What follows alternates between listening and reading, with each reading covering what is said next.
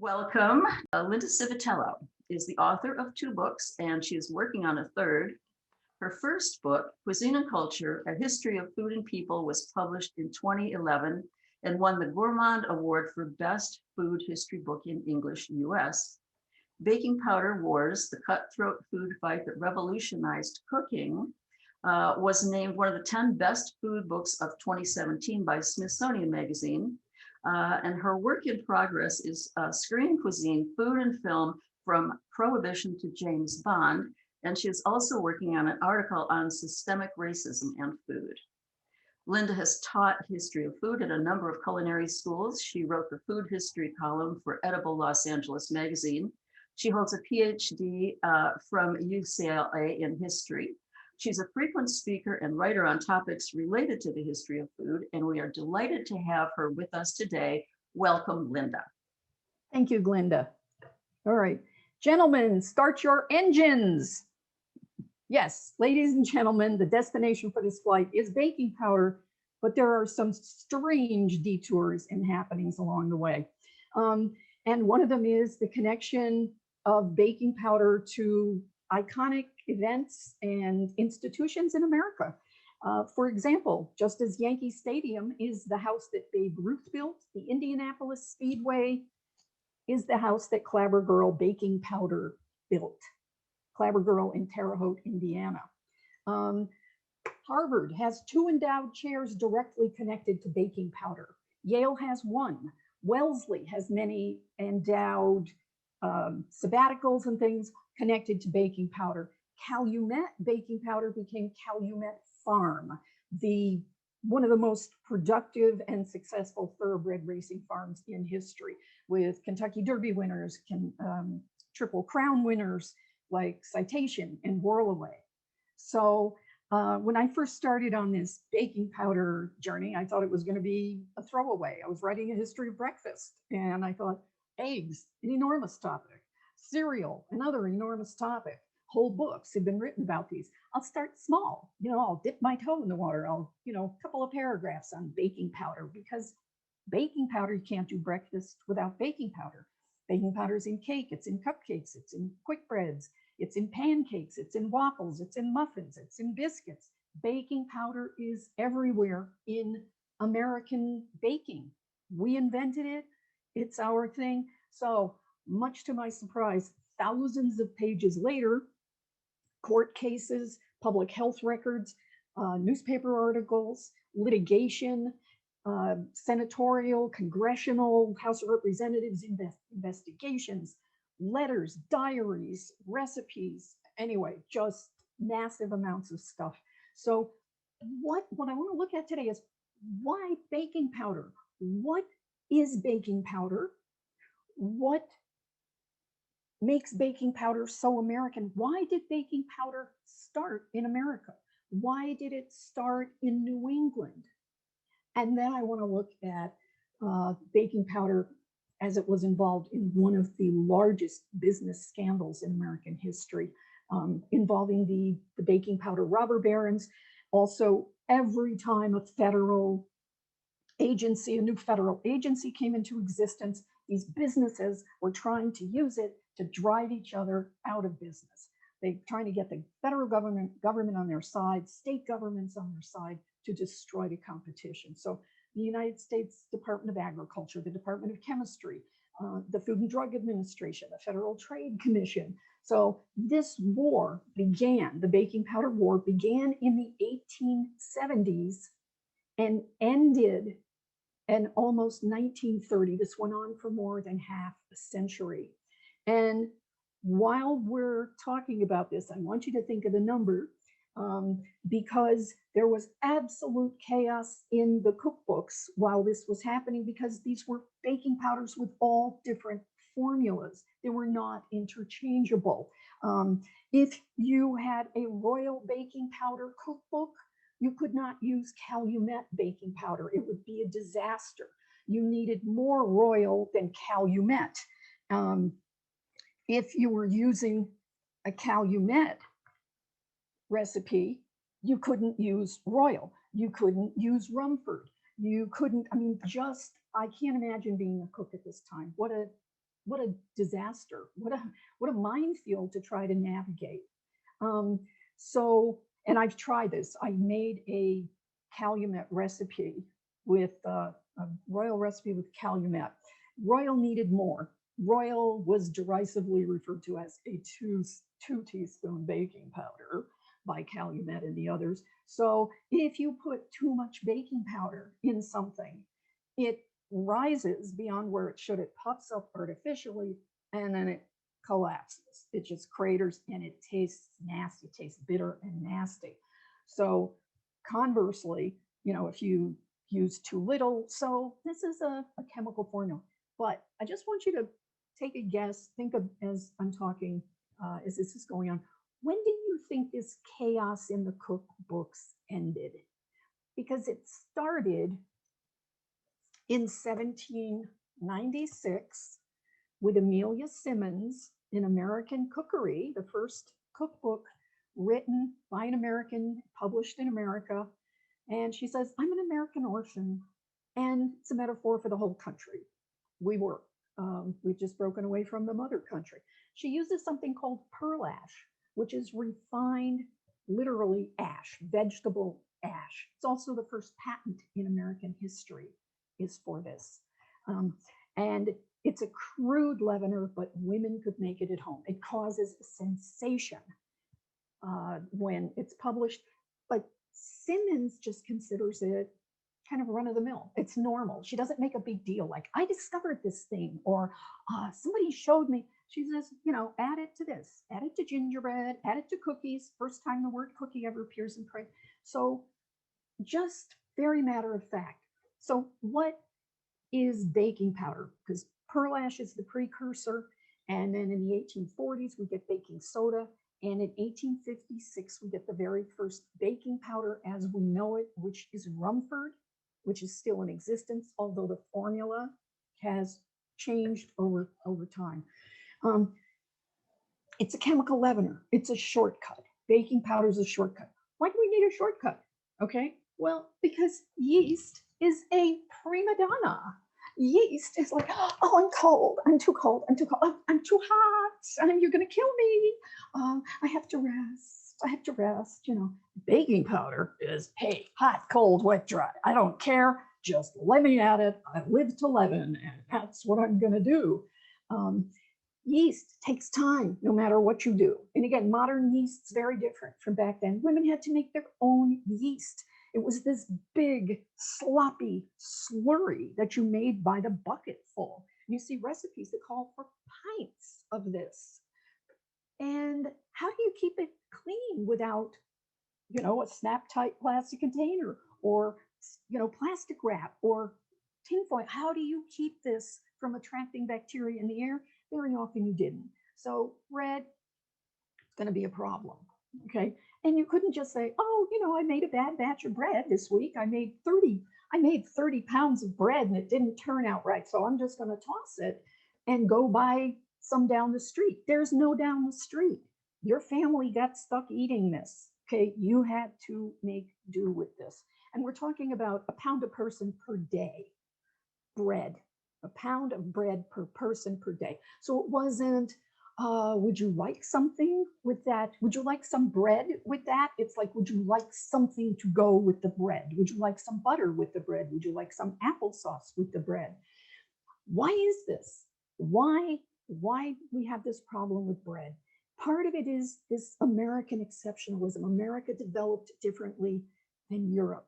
Europe came out of a medieval system of the mill. The lord of the manor had the mill. You had to take your grain there, pay a fee, have it ground. And when you made your dough, you had to take your bread to the communal oven, which was owned by the lord of the manor, and again, pay a fee.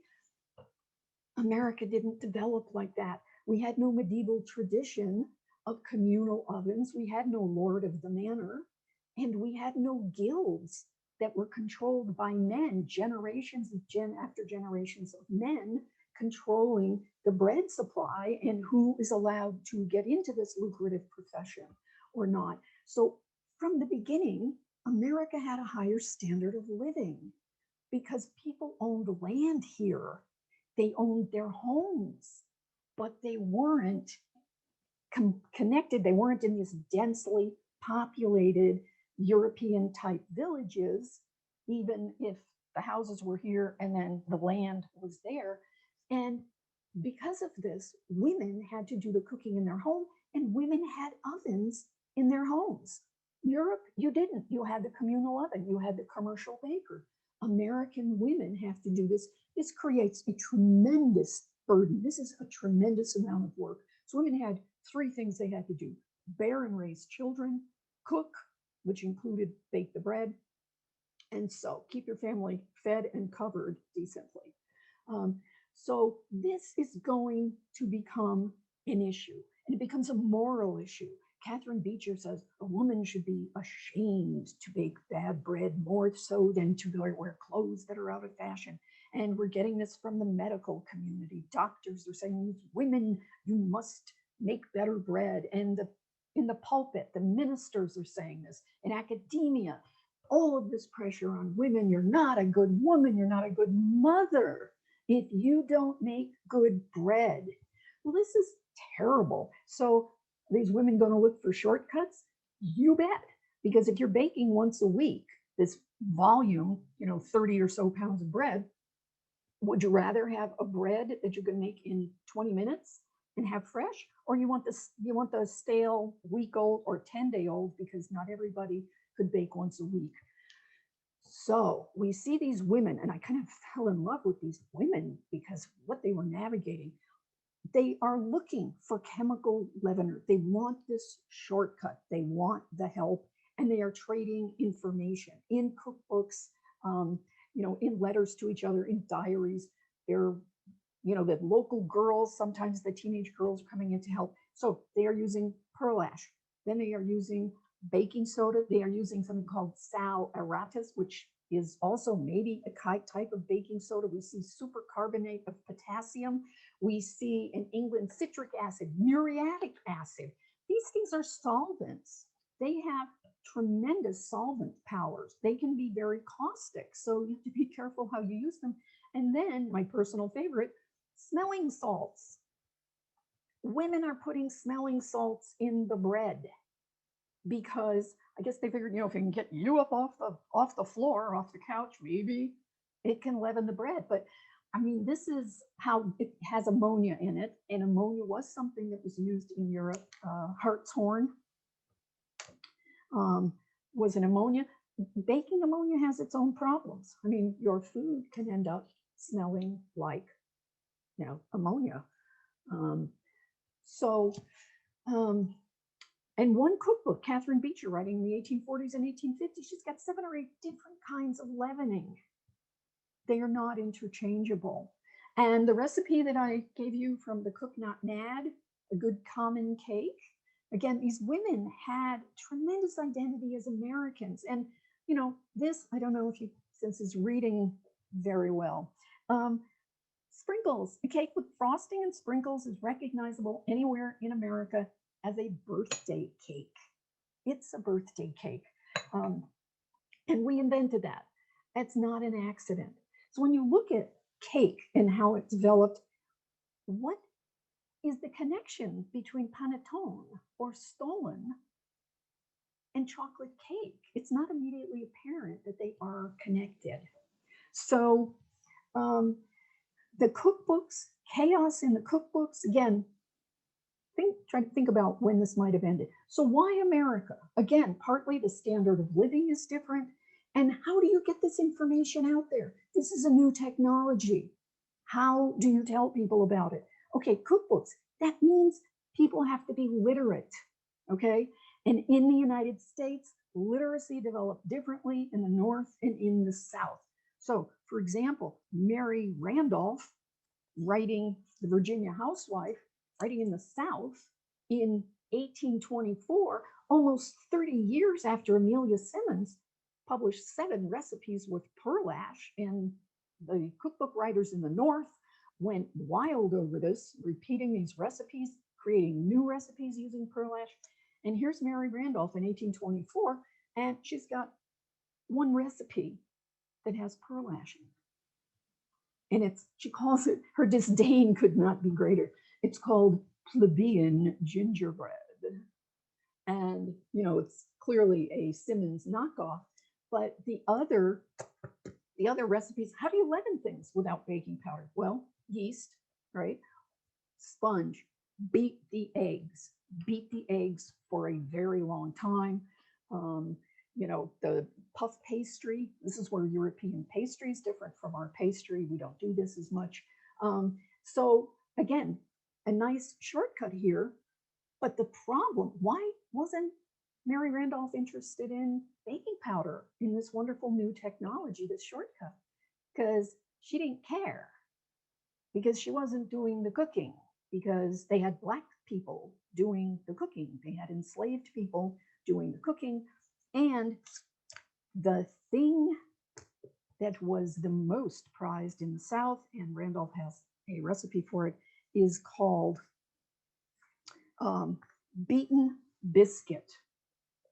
This is the pride of the South. This is the symbol of hospitality, which I think is just a way to beat people up and say, my slave makes better biscuits than your slave. But here is what a Northern woman, Eliza Leslie, writing in Philadelphia, says about this type of biscuit. She says, knead the lump of dough. This is made of flour, salt, and lard.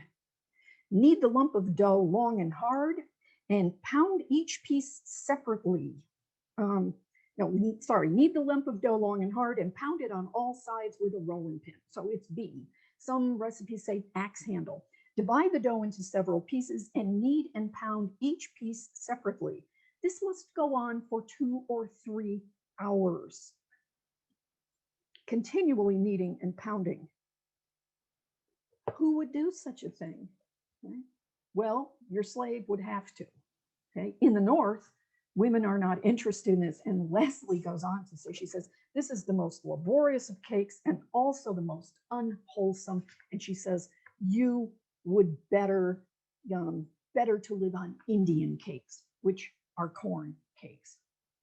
And then she provides a recipe for cornbread, and she does something extraordinary. She credits the Black woman who came up with the recipe. She says, this recipe is from, and she says, quote, a Southern colored woman called Aunt Lydia.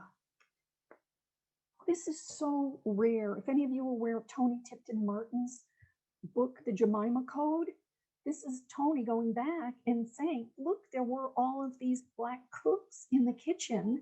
It's time that we acknowledge them and named them and gave them credit. So you look at this from the 1840s and 50s, and you're seeing the beginning of the Civil War in these cookbooks. Okay. Now, in corn, this is another issue. Corn. Why in the North? Why did baking powder start in the North, specifically Massachusetts? It's one of those 2 endowed baking powder chairs. New England was at the northernmost reach where wheat would grow. So the standard New England bread was half corn and half rye. Corn is a food and a technology, how to cook with corn, that they learned from the native people. Okay? People in Europe, people in England, there's still people in Europe who think corn is not food that is fit for humans. So in the 1660s, when the governor of Connecticut, John Winthrop, goes to England, to the Royal Society that has been set up to look at the plants and the animals and see what they can use from the Americas. And he says, there's this amazing grain there. It's corn. Although I can't imagine how you could try to explain popcorn to people, but he's trying to explain how versatile corn is and that it's delicious and you can use it just fine. And they run him out of the meeting. It's like, this is food for savages. This is swine eat corn. We are white Christian people. We do not eat this. Okay. This is very important because think about it. Now the colonists know on a basic level, on an everyday level of what they are eating to survive, that everything they learned from England is wrong. And this is going to be the beginning of, thinking for themselves, throwing out what England says America is, and trusting their instincts, the men and the women. Okay, so speaking of women, how you're going to get this in the cookbooks. People have to be able to read and people have to be able to write. Amelia Simmons, she says, I'm an orphan, she's illiterate, but you know, she can dictate this to somebody.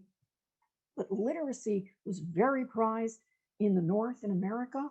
For example, the Puritans arrived in Boston in 1630, and by 1636, they had set up Harvard.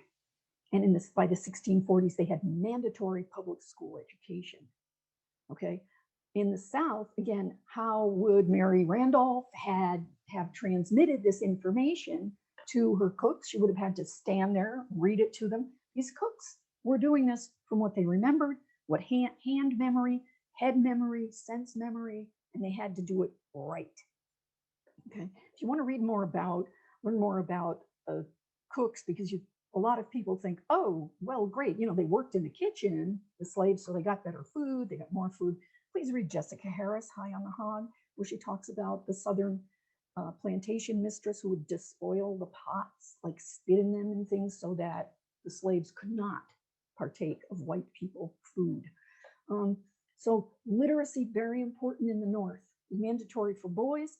Girls could go if they had finished their chores. And by the 1840s, we've got almost 100% literacy among women in New England. We did not have mandatory public school education in the South until the 1870s, until after the Civil War.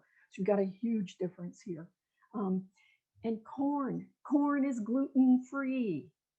Yeast does nothing to corn. Yeast and corn, it's like, you know, who are you? So baking powder can raise maize. Yes. And baking soda, but again, you might have to use too much baking soda and get an off taste. So baking powder. What is baking powder? It's 3 ingredients: baking soda, a cornstarch buffer, and an acid. That's it. Some kind of acid. The baking powder wars come in, controversy came in, the difference in how much you need came in with what is that acid. Royal baking powder was made from cream of tartar, which is a byproduct of wine production. It's the white dregs that stick to the cask.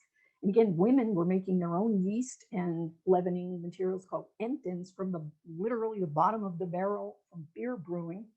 So wine, this is a weak leavener, and it had to be imported. And the other leaveners, so cream of tartar and baking soda was the royal formula. The Harvard professor in 1856, he's the one who comes up with the cornstarch buffer. This keeps the acid and the base from combining in the can and ba-boom, because they had blown the lid off in certain places.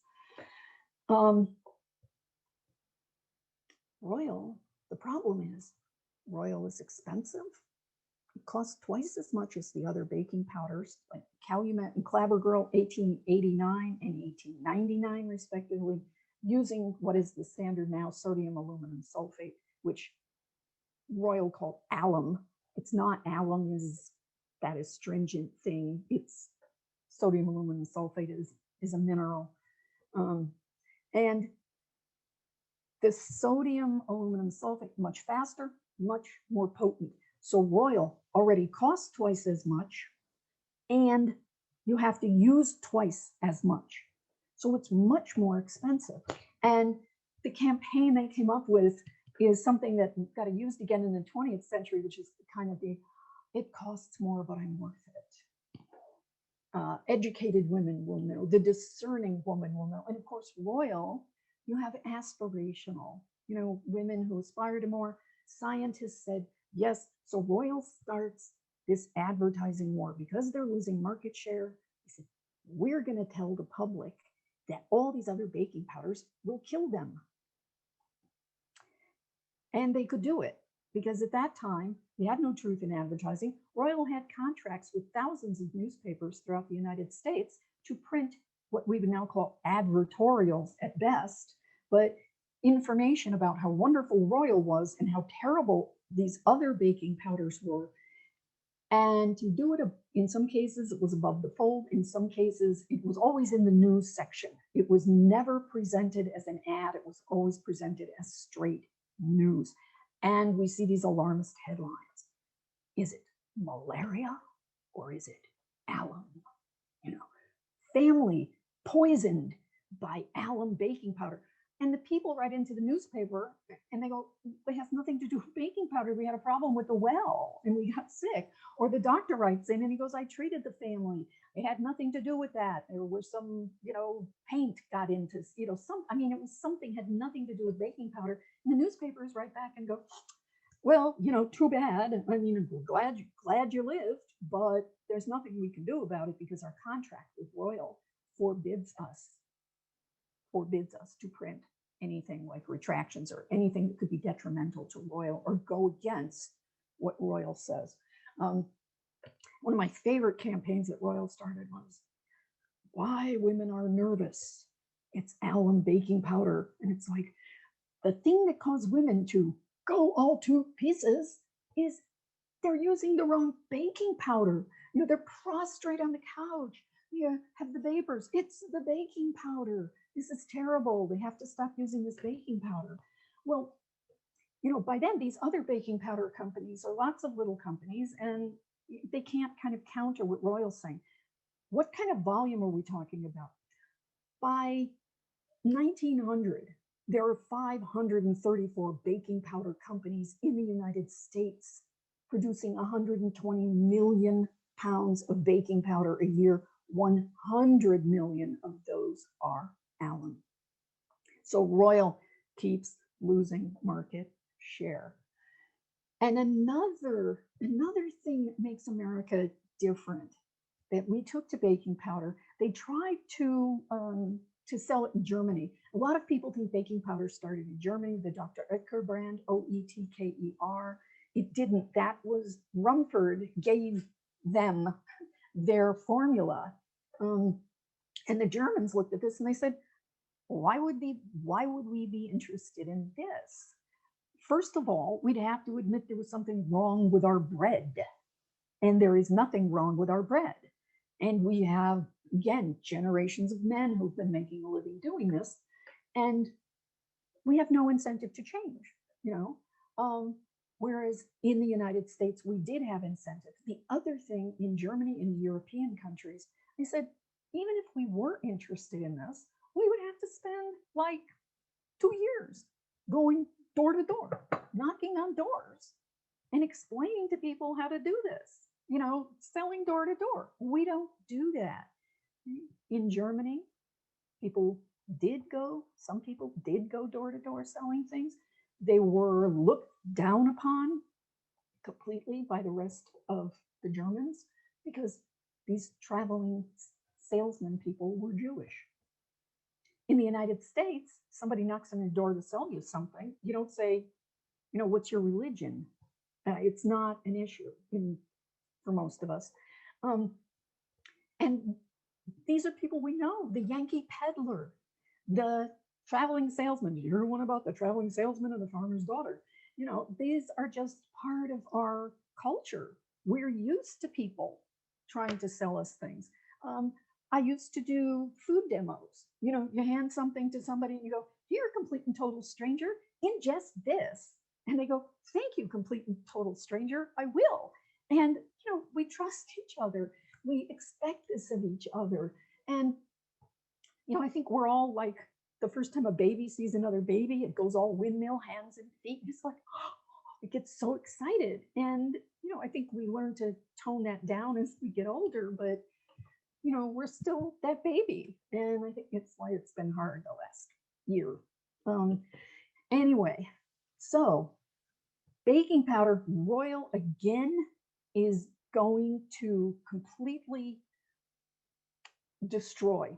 The head of Royal Baking Powder says, I am going to destroy the competition if it takes my fortune or my life.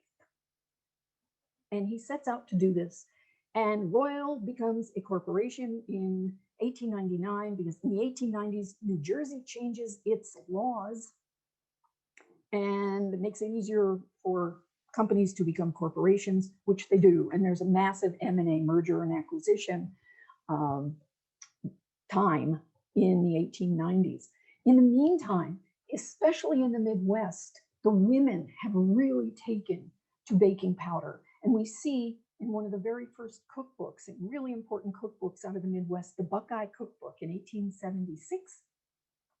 And more than 50% of the recipes already are using some form of baking powder. They have shifted off of yeast. And we're seeing these wonderful new cakes coming out of the Midwest, a jelly roll cake. We're seeing something called the snow cake, which is now called angel food cake. And soon we get devil's food. That too comes out of the Midwest. And then a marble cake, which then was not swirled, but different colors. Now we do white and chocolate. And then it was, one of the batters was made with yolks, the other was made with the egg whites. And they were dropped by alternate spoonfuls, but not swirled. So there is, again, this enormous market. We've got 534 baking powder companies, and Royal now has $20 million when it becomes a corporation in 1899. Let me put this in perspective. When Ford started the Ford Motor Company 5 years later, he had $150,000. Royal's got 20 million. Its advertising budget is nearly $1 million. And now it's going to do what it's been talking about since the 1870s.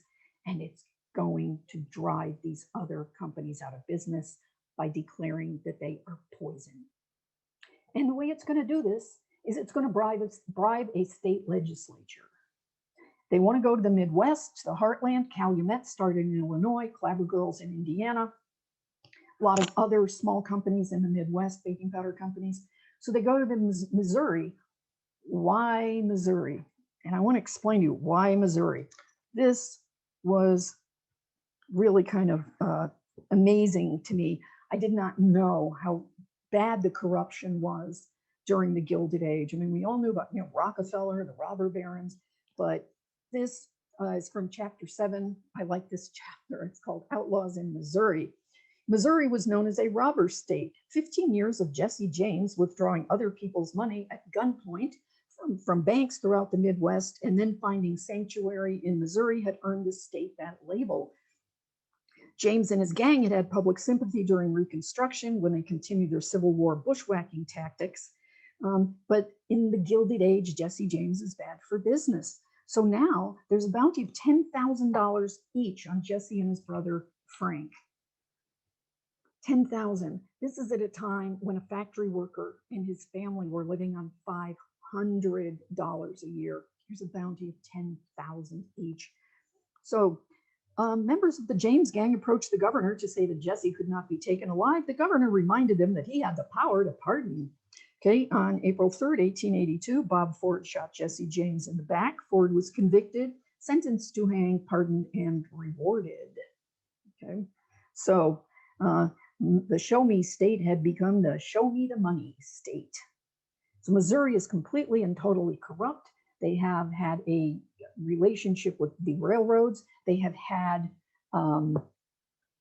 numerous other companies, and they only need to bribe the Senate. They don't need to bribe the Missouri House of Representatives, just the Senate and just a few key senators. There was one key senator who controlled committees. He could block anything in the Missouri Senate. He had 5 or 6 senators who were involved in these schemes with him, and they were enough votes to block anything in the state of Missouri from becoming a law.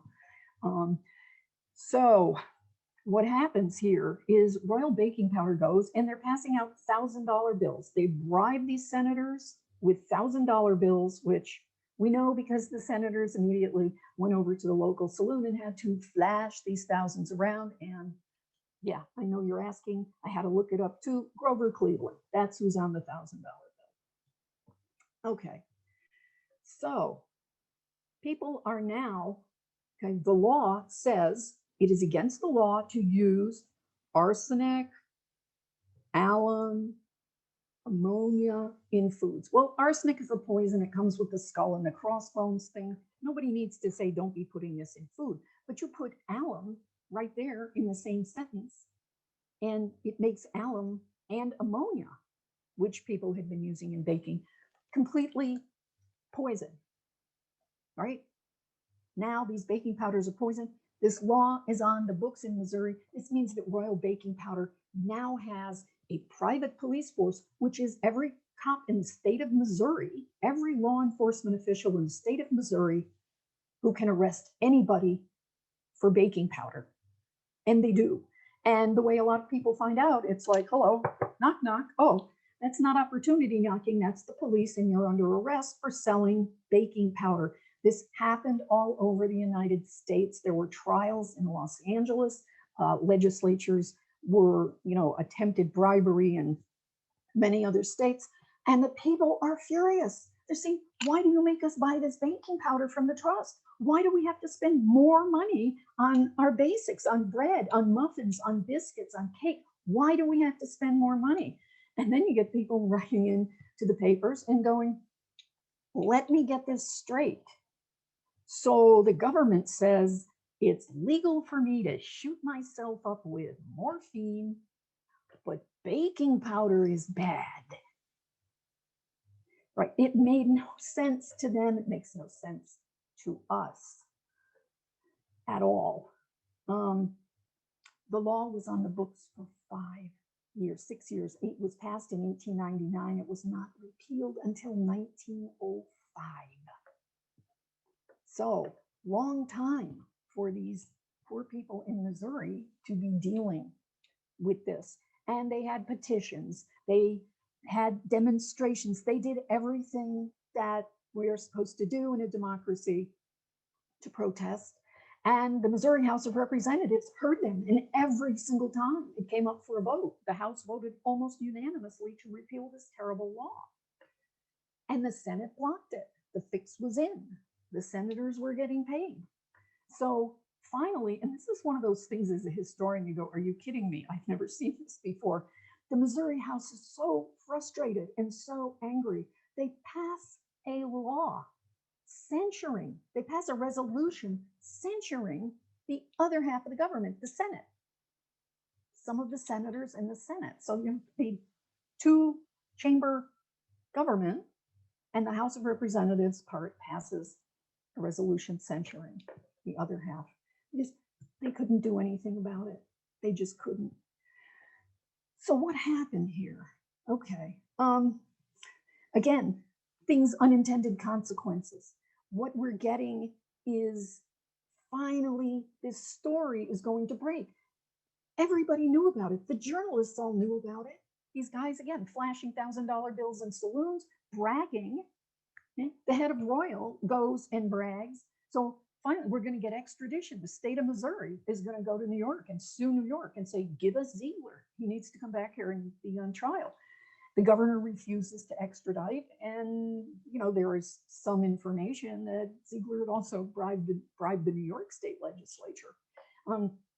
What we do know is that every year, every time any state legislature was in session, the idea was to get this Missouri law passed throughout the country and make it appear as a grassroots movement, so that when the Pure Food and Drug Law came up in Congress, right, at the federal level, and everybody saw that coming after the Spanish-American War in 1898 and the embalmed beef, the food that had killed the soldiers and the sailors, they knew the government was investigating the food industry hugely. So the idea that Royal has, it's brilliant, is we pass this one law in Missouri, then we go to all these other states and we say, look what Missouri is doing for its citizens. Missouri is a good state. This is enlightened public policy. It is not. It is not. It was straight up bribery and corruption, but looked like an enlightened, pure food law.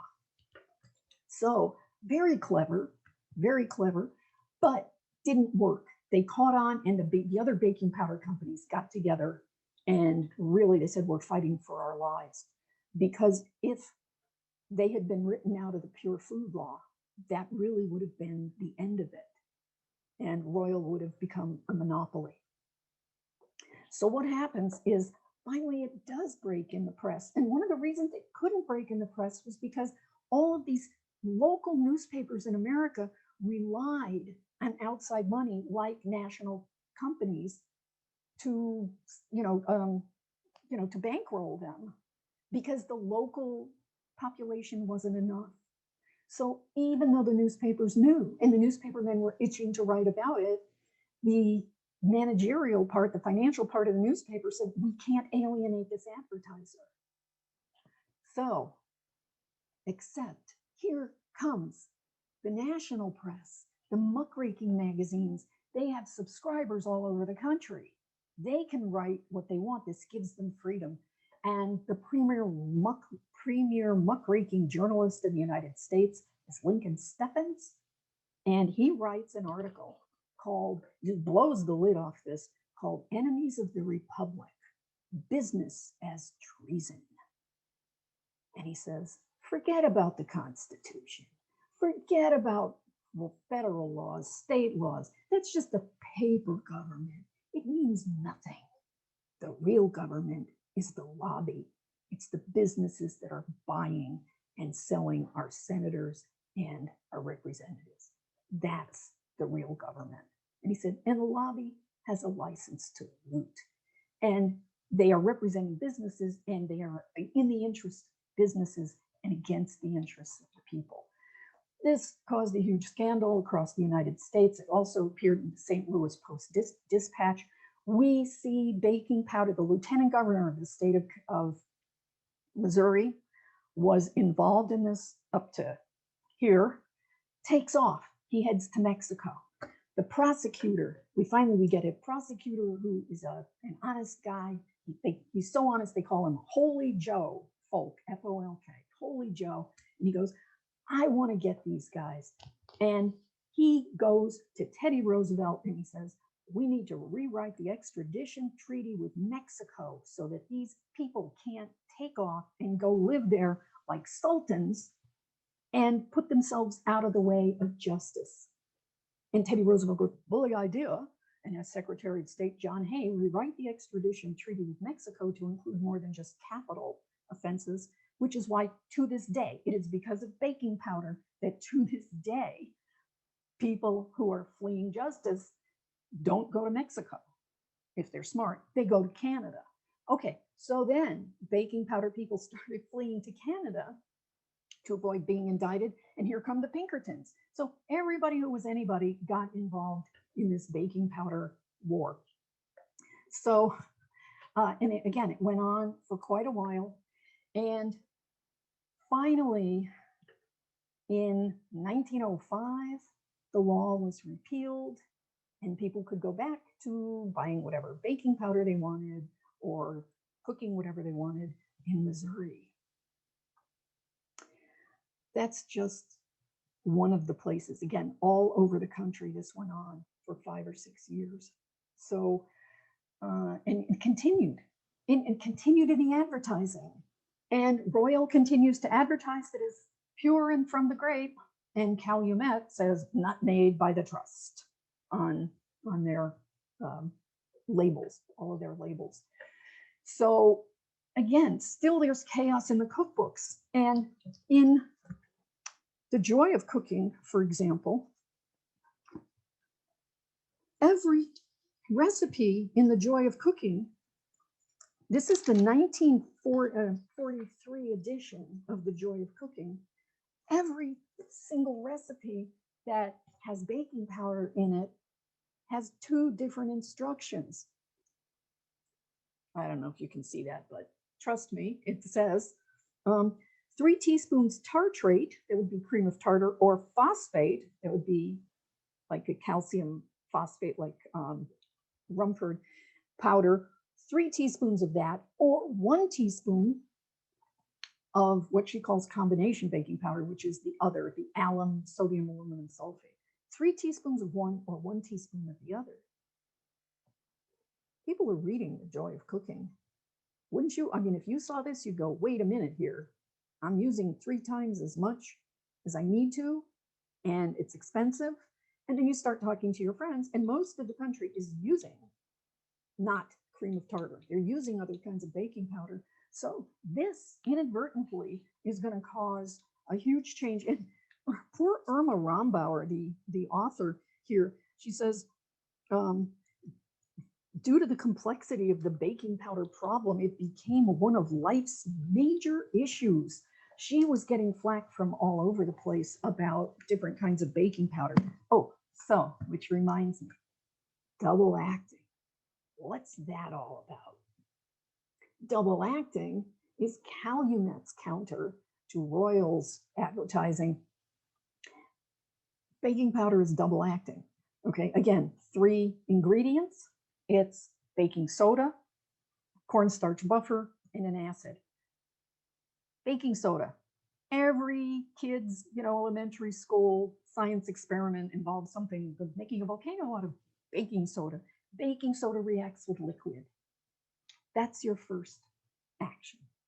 Your second action is when the heat hits the acid. And cream of tartar reacts with liquid. So there's no second action, which also means it's got no industrial applications. You can't be doing something in batches, 50 pounds of flour or something, and get it in the oven right away. It's not going to work. So Calumet, in around the early 1920s, comes up with this advertising campaign, double acting. And Royal can't counter this. And they take out ads, Calumet does everywhere, and they become associated with it. But Clabber Girl's double acting, and some of the phosphate ones are double acting. So, it's meaningless now because the baking powders became consistent. They have to be. So, anybody, what time is it? I asked you to think of when the baking powders, when the chaos in the cookbooks might have ended. Okay.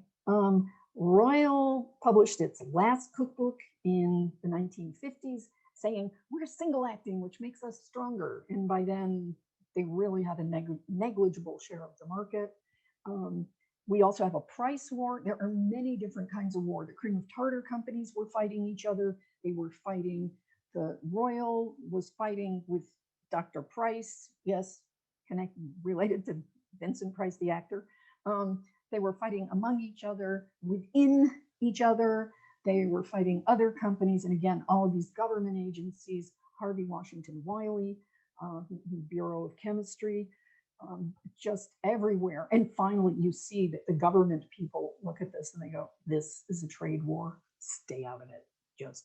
We can't get suckered into this thing because it would be a disaster. Royal fades away around the 1970s. What I found was that The Joy of Cooking, the first time The Joy of Cooking doesn't have a section about different kinds of baking powder and talk about double acting baking powder, is 1995. So started with Amelia Simmons, 1796. In the 1870s, Royal begins its campaign, and 1995. So this lasted a long time. And you'll still see recipes that say, make sure to use double acting baking powder. And again, they are Royal, available in the Hispanic community. It caught on there. And in some countries, foreign countries, but it is now the same formula as the other baking powders, or else, you couldn't pick up a recipe and use it. It would be a disaster. So I want to just mention one last thing. When we're talking about Americana, horse racing, and, Harvard, and happy birthday to you. One last unintended consequence of baking powder. Again, in the Midwest, reporters knew about this. There was a young reporter there who later moved to California, where he became very taken with the poppy fields. And I think he knew about what was going on in the baking powder situation, in the bribery situation in Missouri, because before Royal came, again, the railroads, the Sugar Trust, all kinds of businesses were paying these bribed senators. And the way it worked was that in the Missouri House, where the speaker stood, in the Senate, in the Missouri Senate, behind where the leader of the Missouri Senate stood was a curtain, was a huge curtain. Behind the curtain sat Colonel Phelps, in a very large chair. He sat enthroned there. He was the key, he was the funnel for all of these companies that wanted to bribe these key senators. And he had runners going from behind the curtain out to the front, telling these senators how to vote, how to amend certain laws. Yeah, it was that blatant. Everybody knew about it. And I think he's the man behind the curtain, and L. Frank Baum was that reporter. So the Wizard of Oz. Again, baking powder was a big surprise, leads everywhere. And it's Americana. It's part of what we are, what we do, what we bake. And cake. The reason I gave you this cake recipe, good common cake. You see, these people are very cognizant of themselves as Americans. They say, I'm not gonna give you recipes for indigestible French and Italian fancy things. This is a good common cake. And a lot of the recipes we see called plain cake, and also independence cake, federal cake. They know they're in a new country. They want to celebrate it. They want to celebrate with cake. So they do. And cake is infinitely customizable. This little recipe, I use, a cake spice blend and a little almond extract. You could use lemon peel. You could use vanilla. You could add chocolate.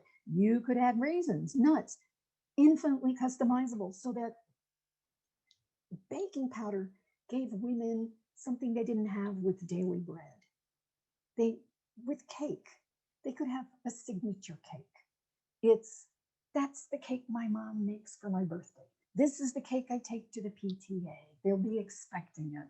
This is the cake, I like to make this cake. I came up with this combination of things.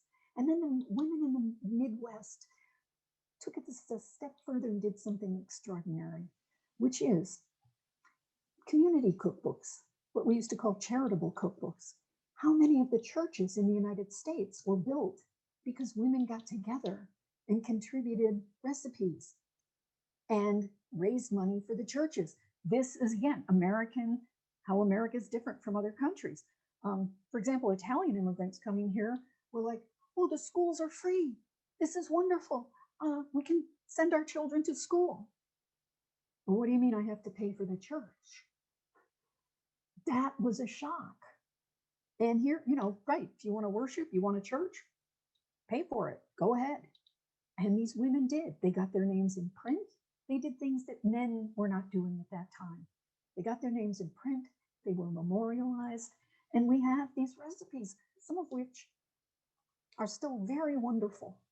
So thank you to the Midwest. Thank you to Glenda. Thank you to Tyler, the tech. Thank you to Matt. Thank you to Randy. Thank Janice Longoni at UMich, at the Clements Library, who is also wrote the introduction to this American Feed America, the cookbook online, the digitized versions, which are wonderful. So I think I'm done talking now, and we'll see if there are questions. Excuse me, I took them off because the glare is kind of terrible. Oh, and these aren't my computer glasses. Oh, the part about Canada and Mexico. Mexico, people had to fleeing to Mexico couldn't be extradited then because it was only for capital crimes. So the law was rewritten, and now it's the same law.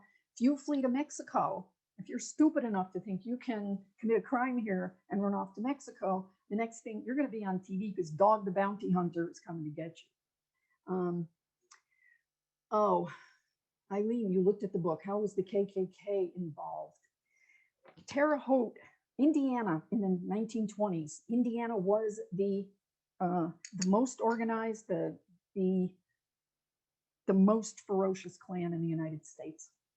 And we were talking about the governor ran for office on a Klan platform, judges, school boards, was followed by Oregon. So forget Alabama, Georgia, Louisiana. It was Indiana and it was Oregon. And Terre Haute was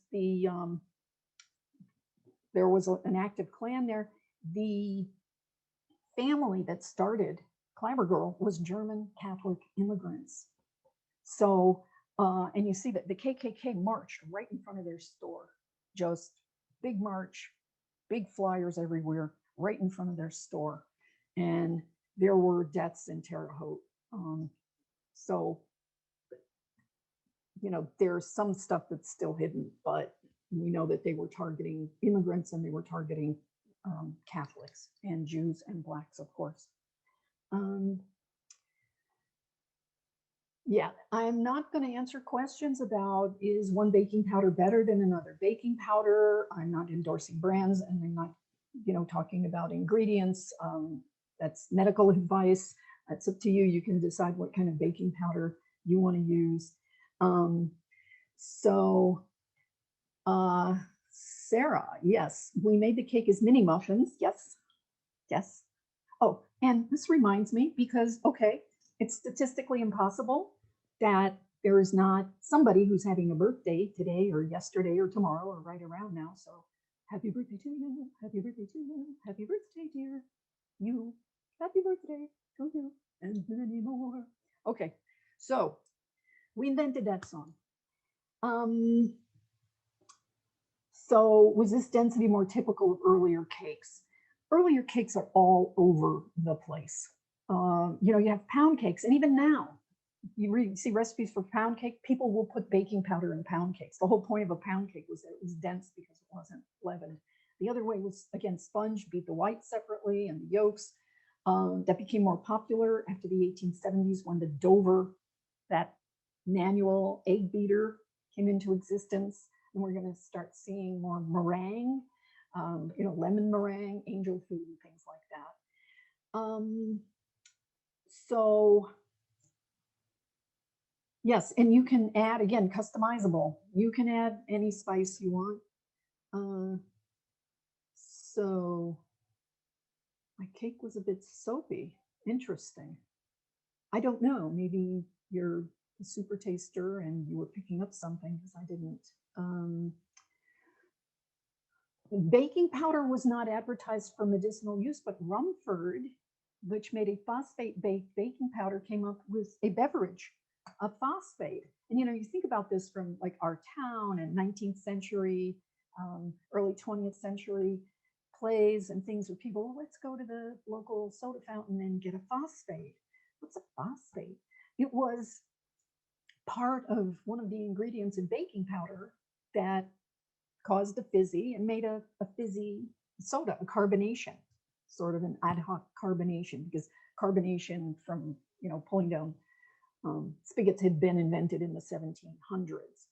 But this was, and it was, again, it was supposed to be healthier. And again, no claim. There were no controls on advertising. There were no controls on anything, which is why you get all of these snake oil patent, you know, medicine salesmen who say, yes, yes, this can cure cancer. It cures arthritis. It will cure insomnia. It will cure gout. It will cure anything. And it's like, you look at the ingredients, the thing is 25% alcohol, take 4 times a day. Yeah, you'll feel better. So, and again, you know, morphine was legal then. So yeah, I can shoot up with morphine, but don't go near baking powder.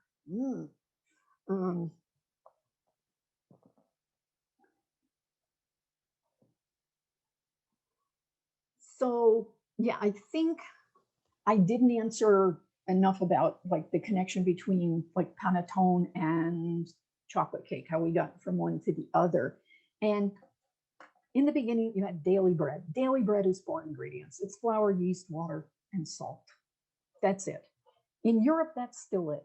Americans are used to putting sugar in everything. It makes me nuts when I see recipes that say you have to put sugar to feed the yeast. No, you don't.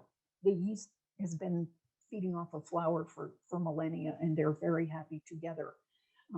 And especially, this is an adulterant. This is why French bread and Italian bread taste so different to us. There is no sugar of any kind. One of the ways sugar got into American bread was through Graham bread and this extremely coarse whole wheat flour that Sylvester Graham promoted, as other women at the time said, he didn't invent it. He's just out there promoting it, and they didn't like him very much. So it's coarse, it's nasty. So let's throw some molasses in there. Yeah, let's put molasses in there to make this more palatable. So what Americans got used to was eating this graham bread, whole wheat, where he says, refined white flour is taking all the nutrients out of everything. We have to go with this whole wheat flour, the coarser the better. But now Americans think, well, I'm eating this healthy bread, and it's got sugar in it. It had molasses in it.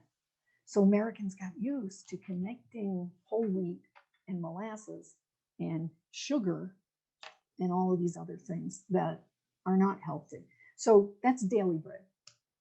Flour, water, yeast, salt. For special occasions, you would make a rich bread. You would add to these ingredients butter, sugar, milk, cream, alcohol. I can't tell you how many of these early recipes say to use brandy and wine, which when I cook for people, I turn into, that becomes cider.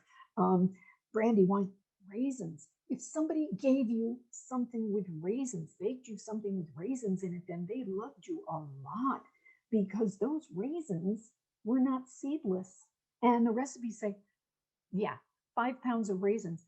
The day before you bake, seed the raisins. Okay, not until California, Fresno, Thompson, seedless at the beginning of the 20th century. So seeding, taking all the little seeds out of the raisins. Currants, nuts, spices. This was the wedding cake of the 19th century, was a deep, rich spice cake. So again, anything that's exotic, imported, and expensive must be good for you, and it's a special occasion. So this became replaced. We have election cake, independence cake. These early cakes, modeled after the great cakes of Britain, are all yeast risen. And as we begin to get baking powder, then we see that shift to what we know as cake now.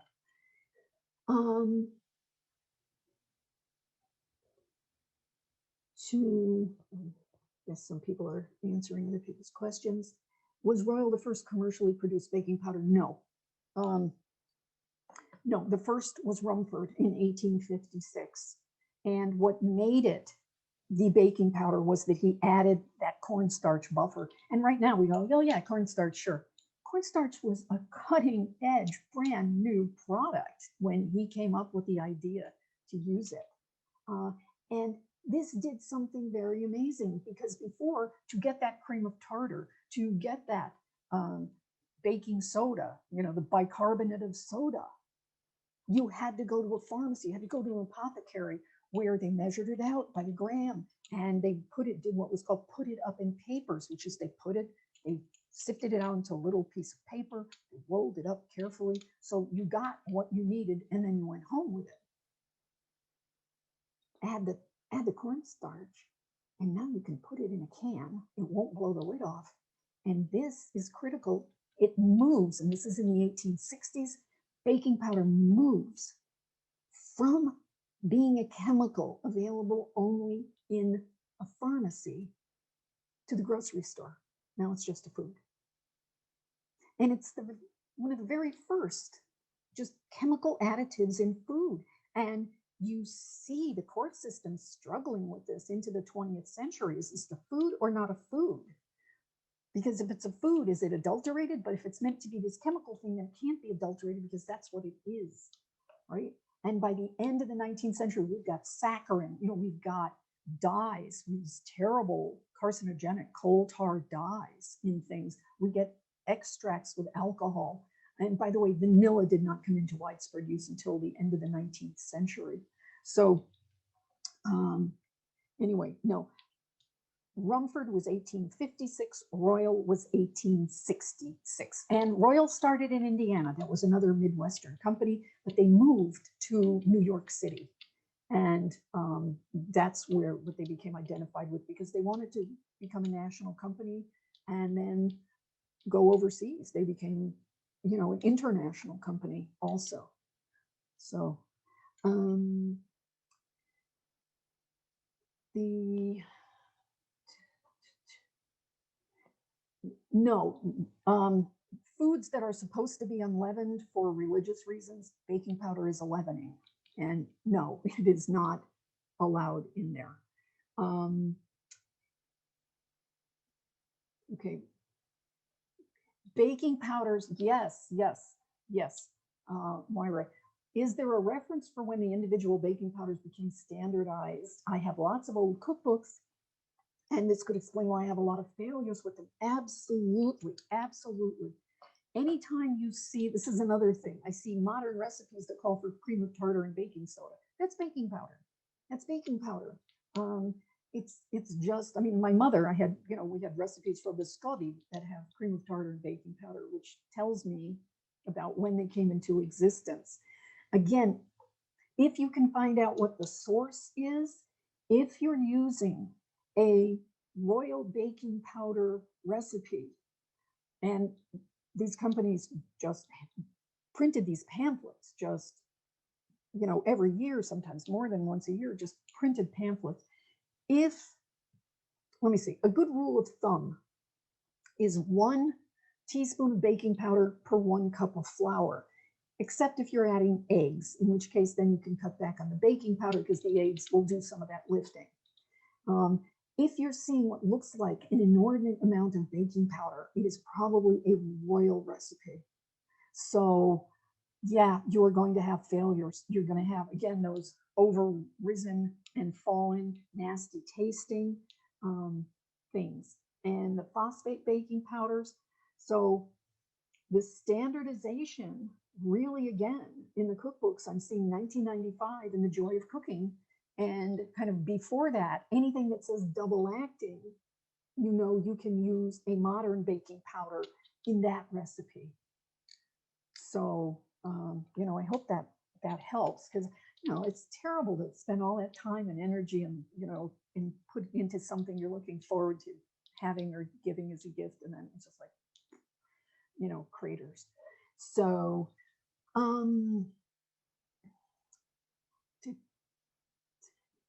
recipes. Recipes in the early 1900s for brown bread seemed to always call for dough to be steamed in baking powder boxes. What were they made of to withstand steam?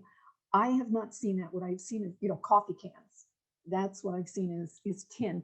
And this is something else that the unintended consequence, the baking powder industry, baking powder created a whole industry in America, because cakes that are made with yeast are like bread, and they can be, you know, you shape them, and round and oval are the shapes of hands, of artisanal shapes, and they can be cast. They were cast, which is thrown onto the floor of the oven, sometimes baked in hoops to restrain them, but mostly a yeast will hold its own shape. And baking powder, it won't. It's amorphous. It's all over the place. So you saw the rise, the tremendous rise in a tin industry and a cake pan industry, loaf pan industry, muffins, you know. So that's, you know, something you wouldn't think about, but it's important.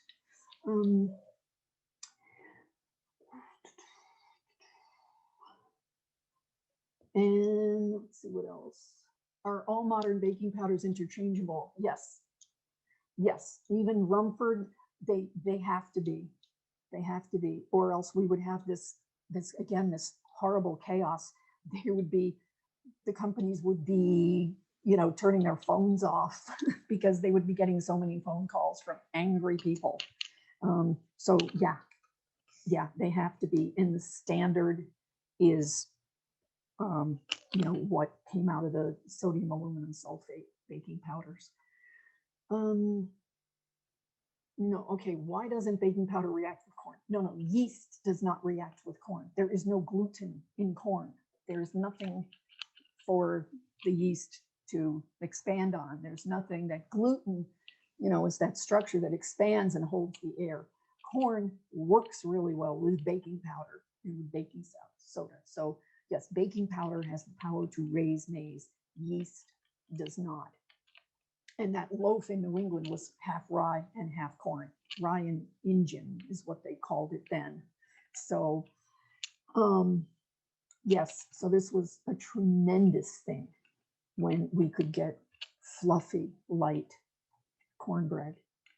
How do the ladies, yeast? Okay, no, I mean, what was the recipe? When people baked in the Lord's oven in the Middle Ages, the recipe is flour, water, salt, and yeast, and it's whatever proportions. Again, even, recipes now will say from 3 to 5 cups of flour. It depends on what kind of flour. It depends on how dry your flour is. You see some recipes in the 19th century say to put the flour in the oven and dry it out first.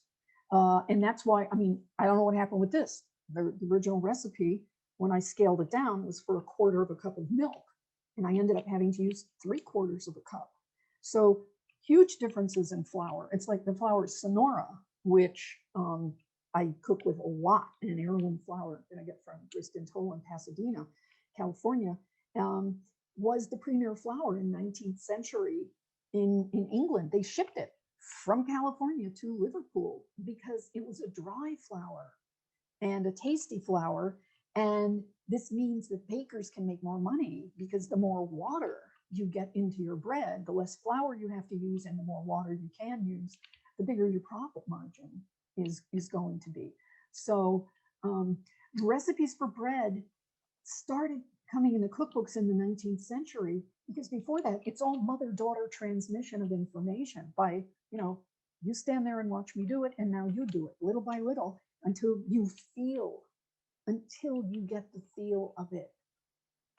That's it. You have to, now it feels right. It feels elastic. It feels okay.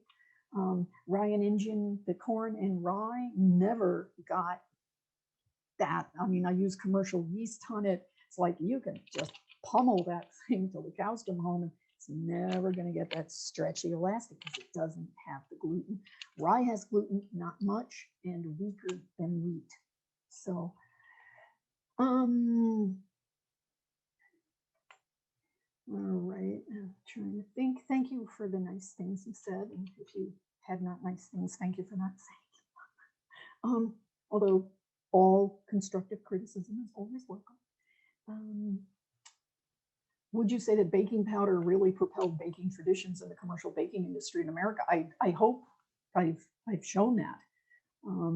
And of course, now what we got is a longer acting baking powder because, again, when you're doing enormous batches of things, you need a baking powder that isn't going to just react immediately. Whereas in the 19th century, we see these cookbooks that say, get it in the oven immediately. It's like, not like if your child fell down, you got to get that in the oven or it's never going anywhere. And they say, keep trying, just keep trying. And eventually, you'll get it. You'll get the rhythm of it. So, and these early baking powders reacted poorly with citrus, with lemon. They said, don't even bother using this in something with lemon or orange because it will destroy the fruit, the flavor, and it will become terrible. So these women didn't want regulation of chemical leaveners. They wanted better chemical leaveners. And chemistry in the 19th century was, it wasn't the guy in the white lab coat, which that's at the end of the 19th century, the beginning of the 20th. It was somebody experimenting in his home, or again, at Harvard, we got the Rumford chair. We got Eben Horsford, who was a Harvard professor who wanted to use chemistry for good applications because you had the war at the time was pure science, just research or applied. And Harvard was kind of pure, was research oriented. And Eben Horsford said, no, look there are all these things that we can do with it. And, so baking powder was one of those. Let me see.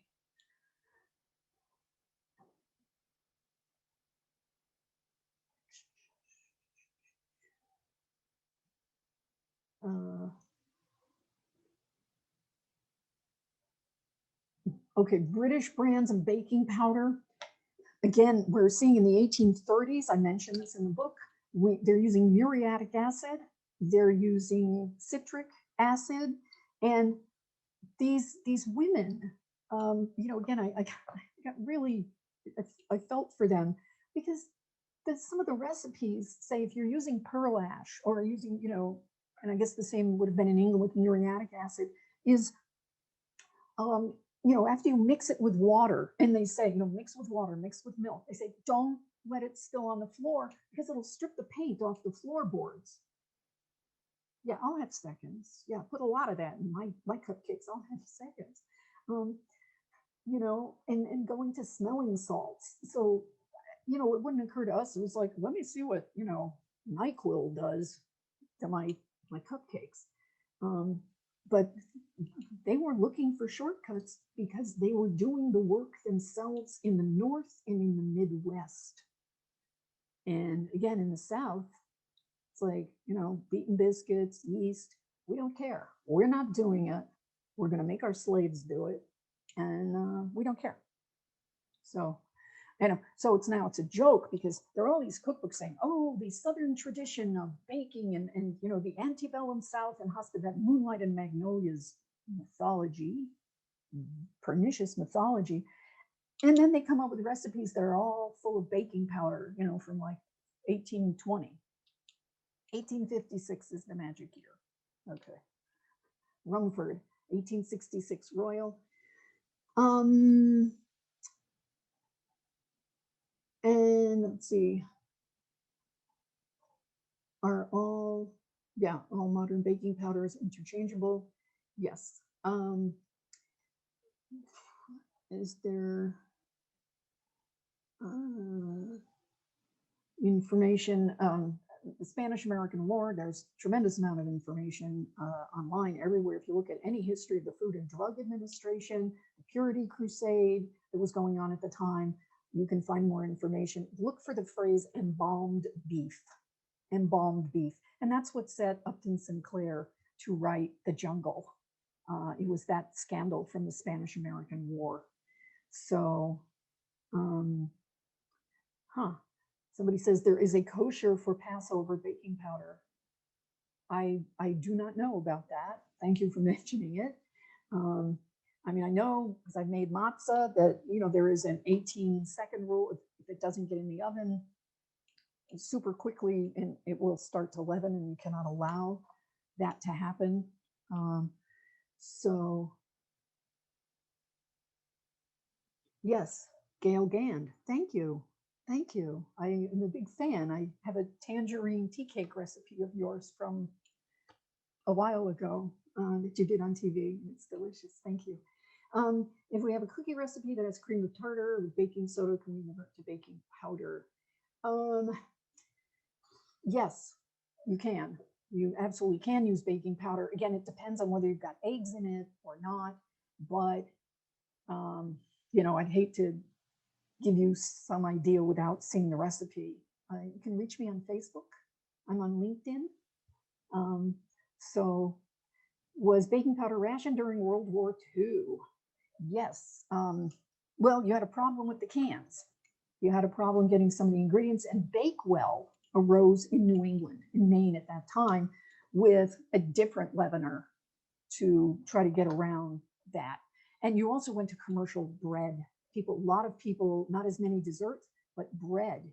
We're going back to yeast. And one of the amazing things that happened was Fleischmann's yeast had its own fleet of trucks, refrigerated trucks, because starting in around 1900 or so, like I said, 1876, the Philadelphia 100th, the centennial of America, here comes Fleischmann, and they had cooked this yeast, this big bucket of sloppy slurry, and compressed it into a cube.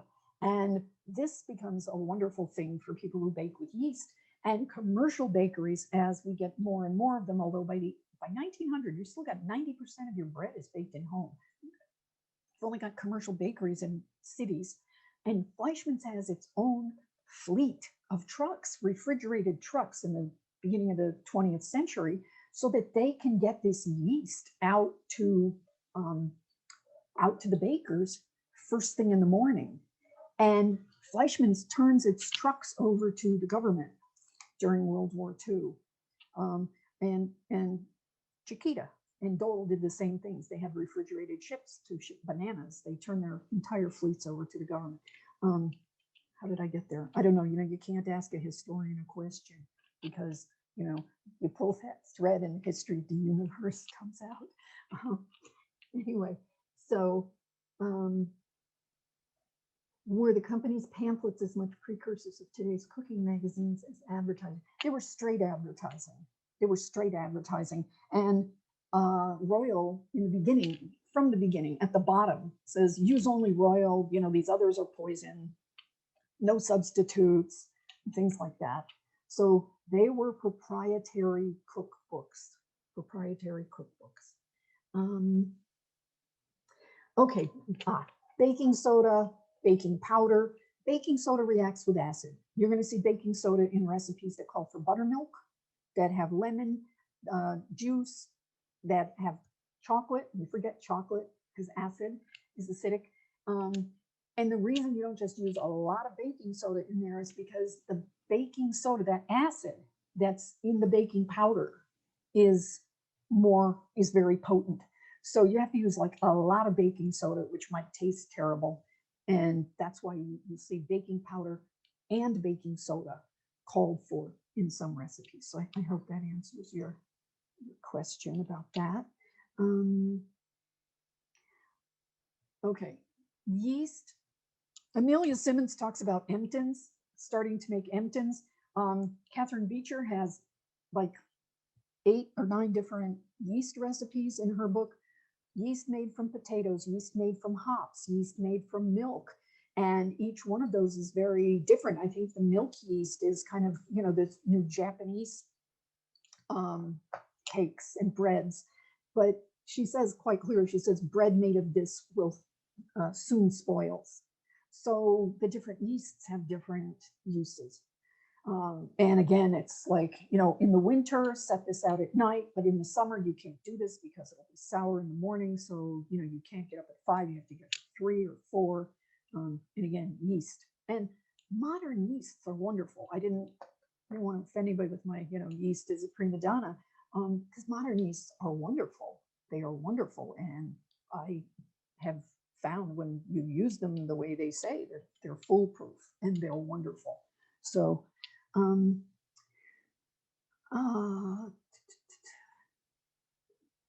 bulk baking using baking powder.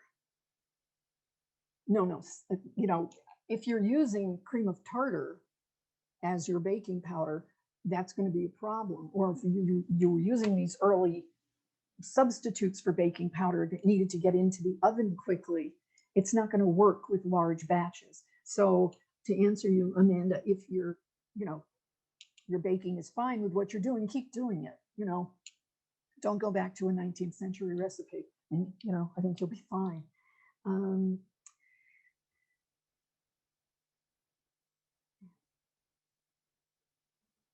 Okay. So let's see if there are any more questions.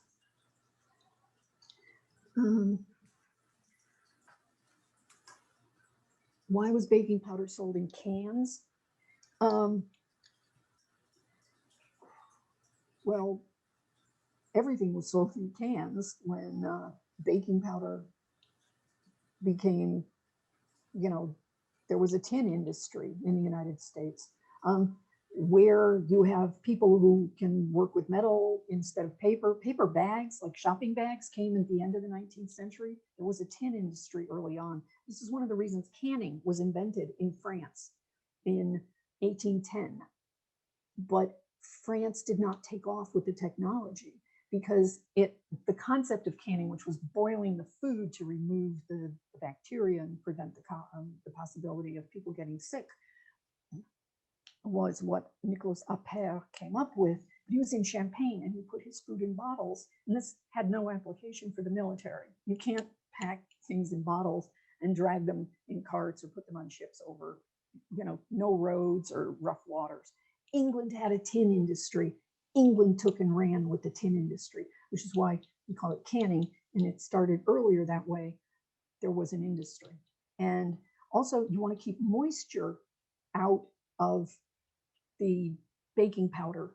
You know, you don't want it in anything that's porous, because, you know, porous can suck the moisture out of something also, unless you know, you have to wax the inside. It gets complicated. But tin, there it is. And then you have to tell people who are baking, don't put a spoon, a wet spoon in there. Don't measure the milk with a spoon.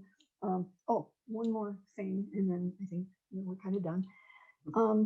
The thing about spoons and cups, these early recipes are all in by weight. They're all by weight, or, you know, quarts of this, but pounds. This is why you get a pound cake, a pound of butter, a pound of sugar.